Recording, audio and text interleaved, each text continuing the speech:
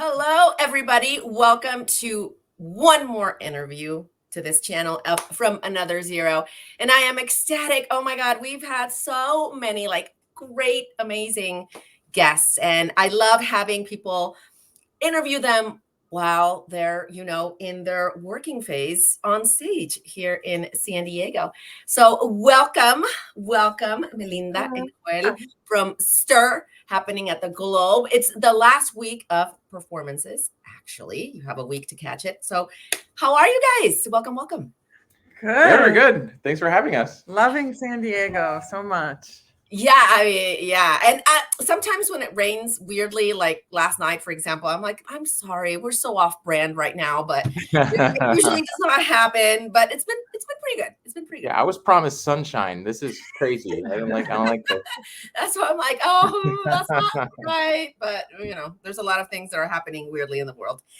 Anyways. So what brings us here today, Stir? This is a commissioned play, and it's a world premiere. We're having it in San Diego. And you co-wrote it. So Melinda, you were here a couple of years ago. You did a, in Spanish, unipersonal, a one-person show, Mala.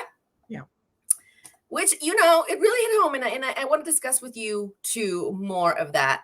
How was the process from when you were here to now Stir co-writing it with Joel? Like, did they call you up? Did you call up? Like, how was that? During the pandemic, I was artist in residence at the Huntington Theater, which is an East Coast theater, a regional theater on the East Coast. And I'd been talking with the director of new play development of how do we keep artists employed?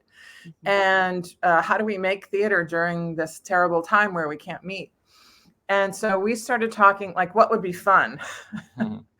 And I really wanted to work with someone. I didn't want to do something alone because I was already lonely in my house. So actually, it was Charles Hoagland who suggested, Joel, you love Joel. We had done work together. We're from the same area, geographical area. We're both Latinos from the Northeast. Mm-hmm. And so then we thought we might do a talk show and maybe cook things. Cooking was always part of the... Mm-hmm. So we created this piece for Zoom. Mm-hmm. And then after that, really wanted to take it to the next level. And the Globe offered this opportunity for us to continue to collaborate in persona, en vivo. How could we take this script that was meant for one medium and translate it into another medium and really talk about the challenges of being sequestered and alone and lonely during COVID, but in person in a theater, make people laugh about it. And so that was our process. Yeah. And then we did we were part of the Powers New Voices Festival, play festival here at the Old Globe. And that went really well. Yeah. And after that reading, then they were like, we actually want to do a production, which was crazy. and there's nothing like being in a theater full of laughter. Yeah.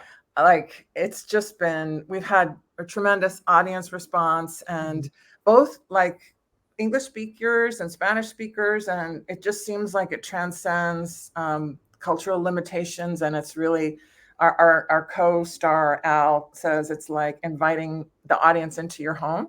Mm-hmm. And people just go with what happens. So yeah, it's been awesome. Yeah. And I think presenting it in the round, it adds up in the way that you guys is blocking where you are going along with the kitchen. I think that works really well. Let me correct myself, Joel. I was Mexicanizing it over here. No, it works. Bueno, está bien. No te preocupes. Muy bien. Perfecto. A mí no me So, the ratio, let's talk a little bit behind the scenes, the ratio in you guys' experience and overall what you've seen, not just with your plays or your work or where you have acted, ratio reading to full production. How yeah, exactly. How would you impossible. I mean, I've been in so many readings that never see the light of day because it's just so hard to make theater. It's hard to produce stuff. It's hard to it's getting more and more expensive to make theater. And so I guess we didn't realize that in the writing of a 3-person play with one set, that actually turns out to be pretty producible. Yeah. So I realized it. I didn't know. I was like, oh, I guess this is actually an asset. No, I was like, do we really need that other character? But, yeah. And I think, it can be challenging if you are a generative artist, if you are making scripts or you're making musicals or whatever. You get into a cycle with readings where you prepare for a reading, you get feedback from a producing theater, like, this is what we think you could do. This is how you could make it better. And then you start trying to write to appeal to them. Mm-hmm. And you change the work, and then it doesn't really do what you want it to do. And then they don't produce it anyways. And so it can be hard. It can be a challenge to just keep navigating. What's my intention for the piece? What do I want for the piece? What do I think the piece needs? And not fall into that, like, well, I'm just going to make it so that you like it, so that you'll produce it, because then it ends up being what nobody wants. Yeah. Yeah, that's complex and, annoying sometimes. But so Joel says it's expensive. Yeah. How would, if in this ideal world, or trying, because we're still here, right? And we're still working in theater, how would you, what would be the things or the shifts that we would need to do aside from a grant, a fellowship, that you would be like, yo, hi, let's do this, or let's like push the needle for the percentage not to be as low? I don't know. That's hard. Philosophical. It's just the American theater. I know. It's tough because, tickets are expensive, and cost of goods to make theater is expensive. But actually Barry, the artistic director here at the Old Globe, was in DC trying to lobby for this new bill to pass that would support regional theaters or in theaters around the country. That there's never been an actual bill that gives government support to the theater industry specifically. It's like it's like a follow-up to the money that COVID relief helped to support and save the industry. And then they're saying, well, that got us through COVID, but now all that money, we still need support. So yeah. I think part of it is getting some sort of government support, some sort of art and theater is such a big part of our country, and it's such an American art form and export, and it's people come to New York to see Broadway. They go to theater is such a big part of our national identity, and I feel like the country should support that. But I also think that a key to that, this isn't so much about the money part of it, but getting audiences excited about new plays. And theaters do that in different ways. Like, there are theaters that only do new work, and an audience understands when they're coming that they're seeing something that's in process, that hasn't had a million productions. Or someplace like the Old Globe, they'll do Fat Ham and Stir in the same season, almost at the same time. So an audience can see a new. Fat Ham was a new play 3 years ago, and now it's won the Pulitzer. And so, do they want to have a conversation about something that's brand new, a world premiere? What does that mean? And it might and get people excited about getting in on that ground level, because also you can do a lot of work, but if people don't come. Exactly. So you have to teach them what the process is.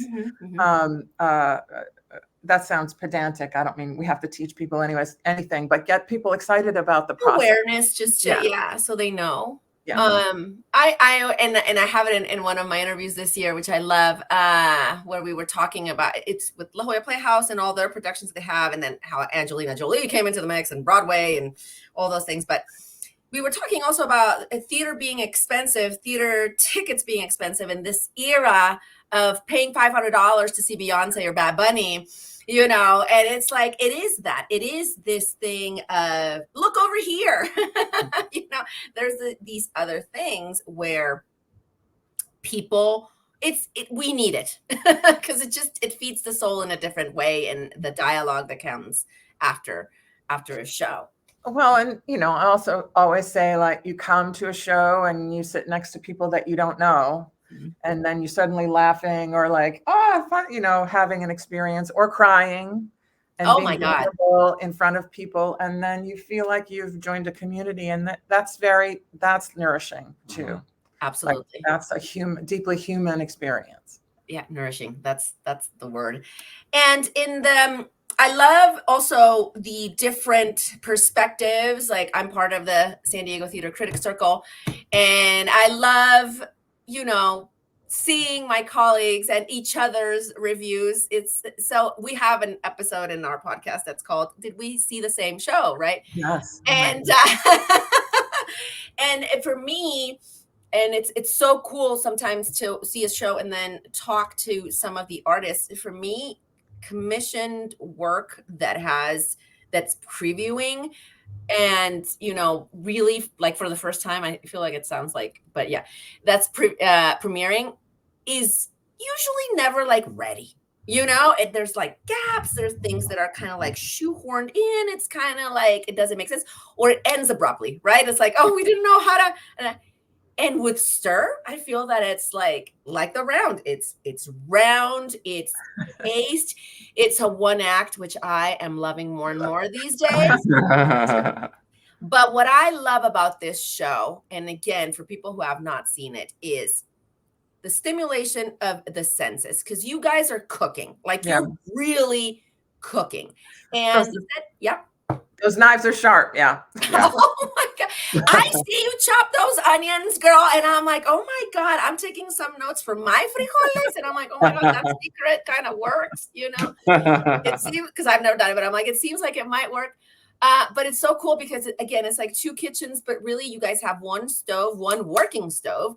And that's how you move around it in order to each of you put your own flair spices. But then really in the theater, it starts to smell. It starts to smell like you're getting the onion. I love that part. So you guys, when you were saying, well, we want to cook, we want to do this, did you take that, was all that in the picture, or was it happening while because I was like, oh my God, it was happening in my brain while it was happening on stage, if that makes sense. Yeah, I think like that was always the intention, was for us to cook on stage somehow.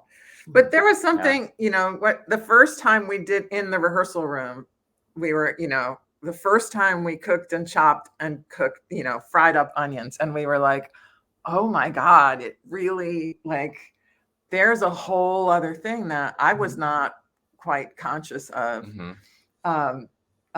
So yeah, it's kind of magical. And there's a lot of magic throughout the show, magic with a small m. But I think that's one of and we wanted people to be able to eat the beans too, which we couldn't quite. I wanted to eat the beans. Yeah, it's like health code issues. I could see that. California, I could see that. I could totally see that. And for you, because I really don't think, because in this case it's beans instead of, I don't know, barbecue or whatever, I don't think that it is cultural necessarily. I think it really translates universally, and it's relatable. And how do you feel about that?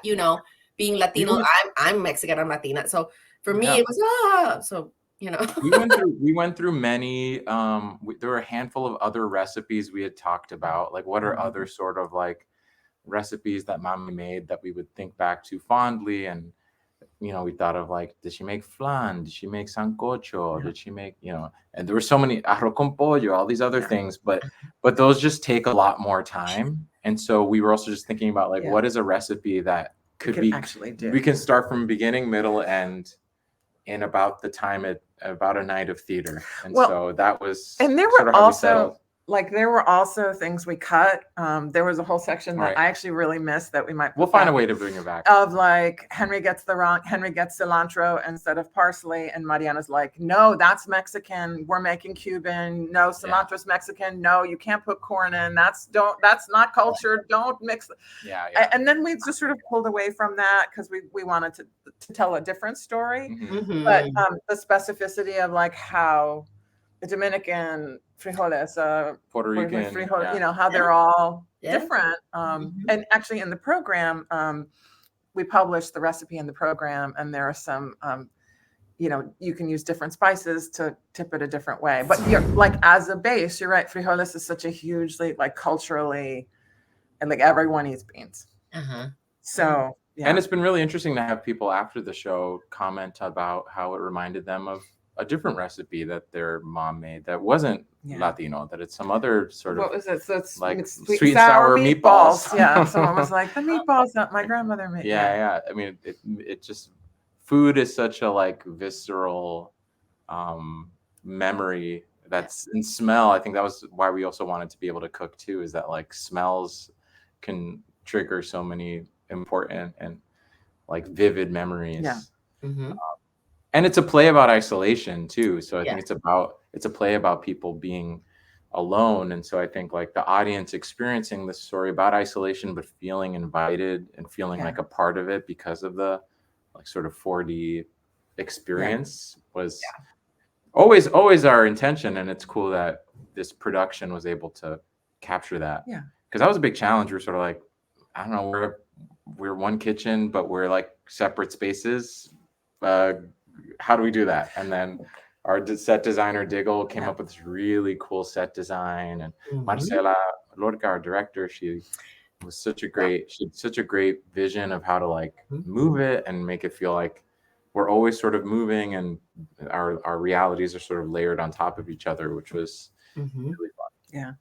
Yeah, and those laptops, those are pretty cute laptops. I think there's supposed to be a franchise there or something. I don't know. No. The props department is so good here. And it's not, you know, that was also part of it too, is like we all lived through the lockdown, and we didn't want it to be a sort of very literal version of that, of technology and screens and laptops and like how do we theatricalize that experience? How do we find a way for it to not be about that? Because we don't need to remind the audience of that. Everybody remembers that too much. And so for people who are like listening and haven't seen the show, like there's no screens. There's a kind of a representation, but there's no tech.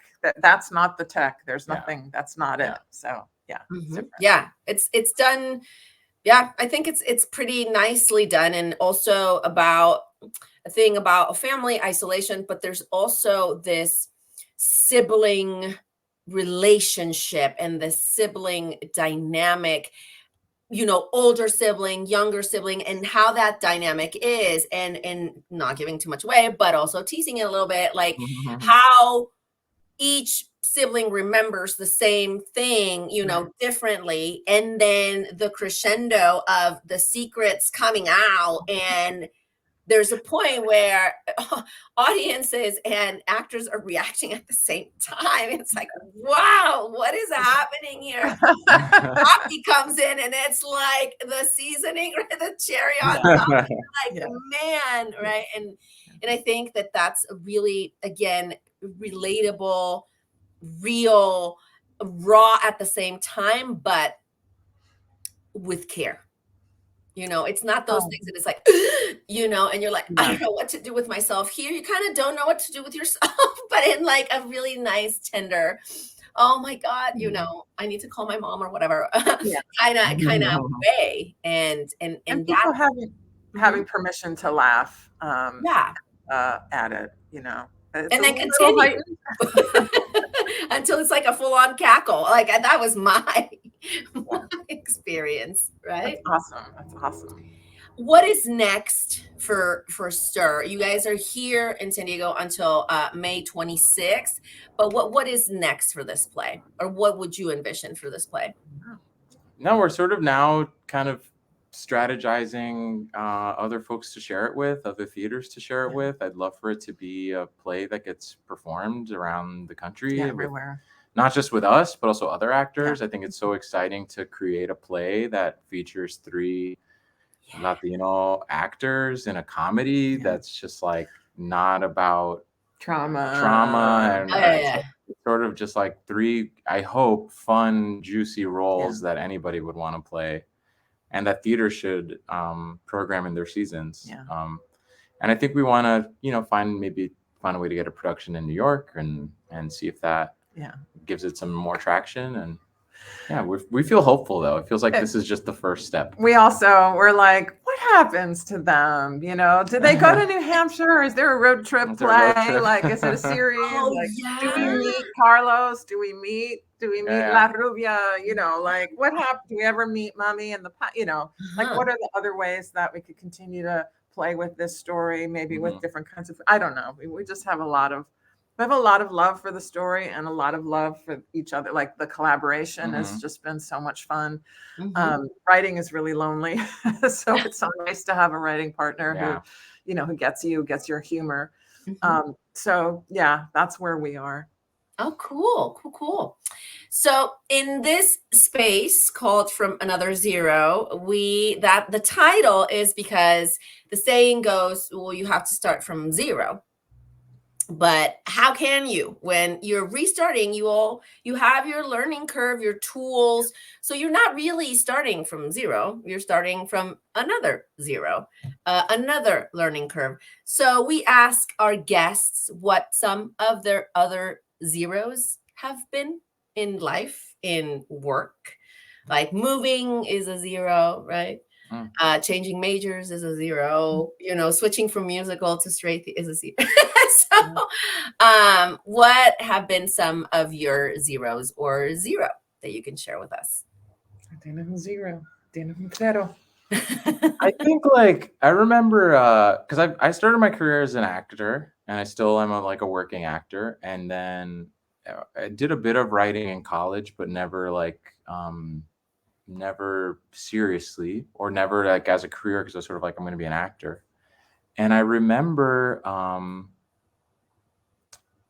my writing sort of emerged from a frustration with the kinds of roles I was auditioning for.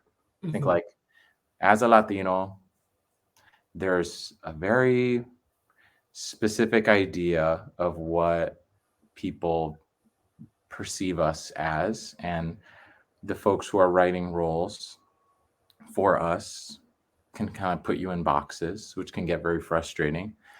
And I remember I was doing a production of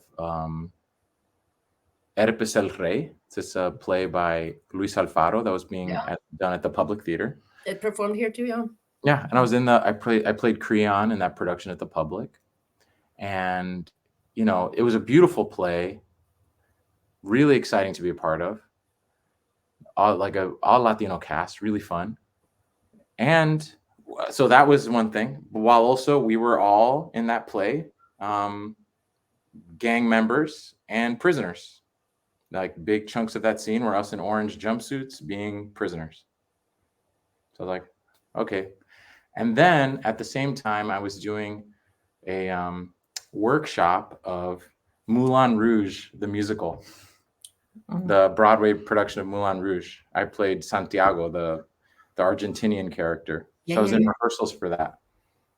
So I was doing a lab of that during the day, and then Oedipus El Rey at night.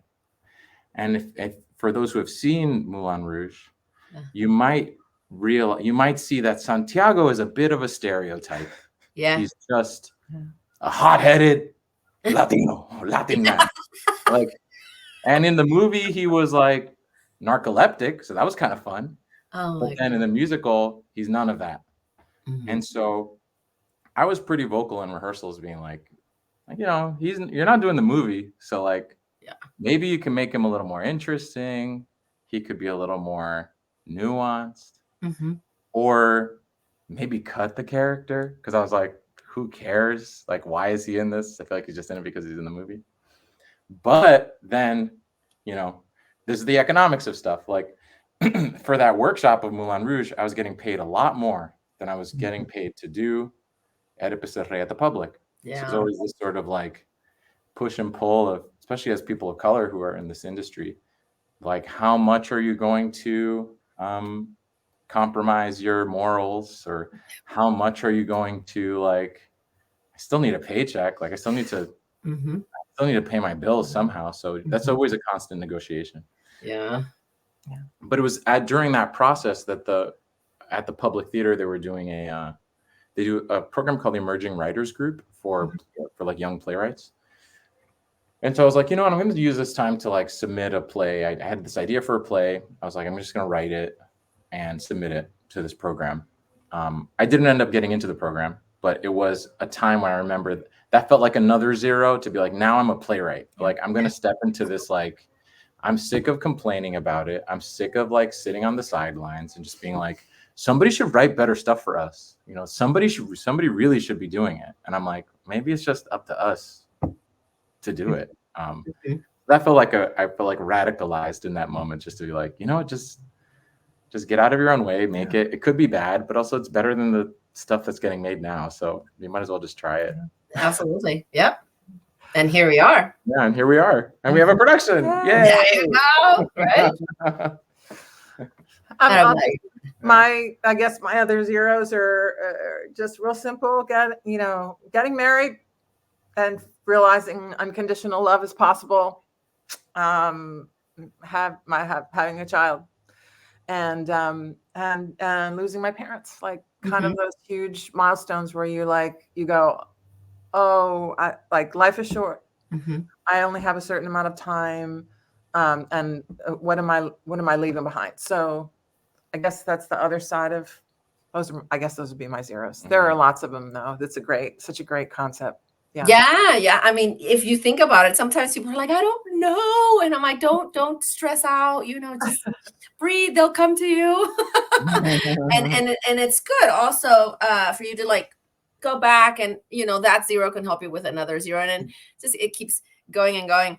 But with what Jorge was saying about this whole, and it happens with all the cultures, again, American theater, but there's a line, and sometimes people are like, ay, Alejandra, no. But I'm like, no, yes, because there's a line in Clueless, the movie. Have you seen Clueless? Yeah. One of my favorite movies. Anyways, there's a line where, and it's so punctual to this, where Cher, the main character, is with her stepbrother, and they have the housekeeper, and the housekeeper is Latina, right? And she's like, oh, I talked to Lucy, whatever, and she's like, I don't speak Mexican. And he says, Lucy is from El Salvador. And she's like, so what? I don't understand what you mean, And he's like, you get offended if people think you live below sunset, And it's these things that are so pertinent, that we are so different. Our Spanish is not the same, If you go to Spain and you're like, you speak Mexican, you don't speak Spanish. Like, it's so, it's complex and it's rich. And I like having artists and people in this space that are contributing to the reality of this richness in our culture, and also bringing good, relatable stuff to the table. And I'm not just, dorándote la píldora.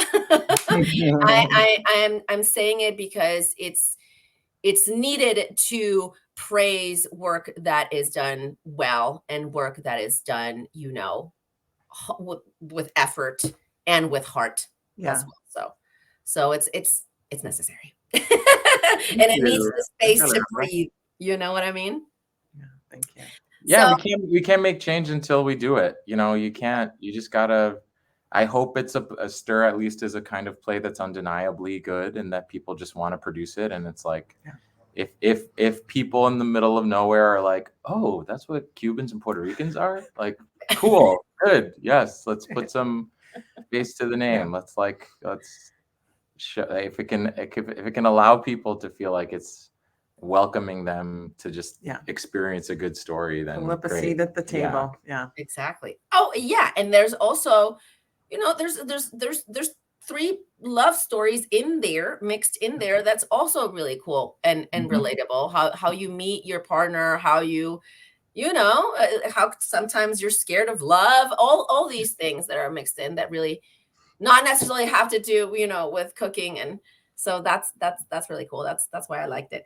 Well, I want to thank you guys for being here, for making the effort and while working and doing shows. And Stir is currently playing until May 26th. Is there anything that you guys would like to add?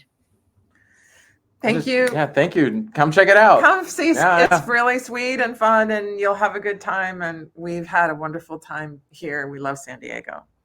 Yay. Yes. Well, we love having you here, and hopefully you'll come back. And remember that here from Another Zero is your home. So you can come back, whenever you want, discuss your projects, what you're doing, all of that. If there is like a series of this, it comes, whatever comes. Amazing. So, yeah. Thank you, everybody. And we'll see you on the next one. Remember that here, we just don't start from zero. We start from another zero. Bye. Bye.